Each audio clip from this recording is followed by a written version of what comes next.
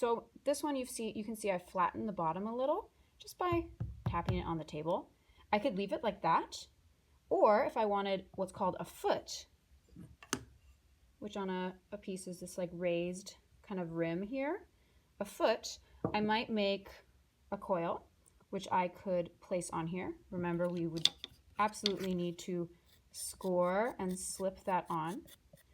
And your foot, a traditional foot, is a ring, right? So I might take this, start to then smooth it down. Of course, I definitely need to score and slip here as well.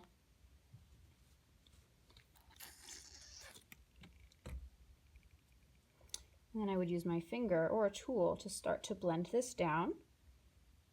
And I could leave it if I liked this pattern, or I could get another tool and continue to smooth that as I go on the inside and the outside. And then when I'm done with that, then I would make sure I have it level. You might need to flatten it a little bit because you started with a coil, which is round, and then decide, okay, well, do I like the irregularity here? Some people love this. It's a great example of something that's been made by hand. Other people want it really level. So if it needs to be leveled, do you go with a ruler and measure and cut like we did for our slab cup?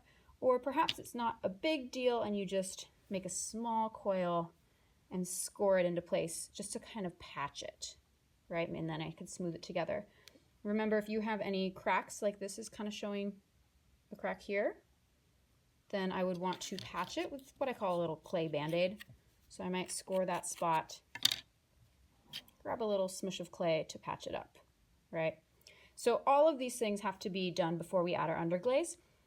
Going back to the foot, one, foots are optional. Two, it doesn't have to be a circle. So think about what your design is. Is your pattern round, in which case a circle would make a lot of sense. Perhaps your pattern is geometric or triangular or something, in which case maybe it would make more sense for me to give myself a square foot, right?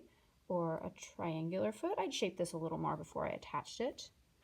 Or maybe I don't even want a fully completed foot in the first place. Maybe I want my foot to be like an equal sign or little actual feet. Right? All of these are just choices that you need to start thinking about. And of course, these are, I'm just showing you for examples. They're not attached and blended down. So that's something you need to make sure that you do really well. If you want to make this into a cup, you are completely welcome to. You can add a handle or multiple handles. And that's it.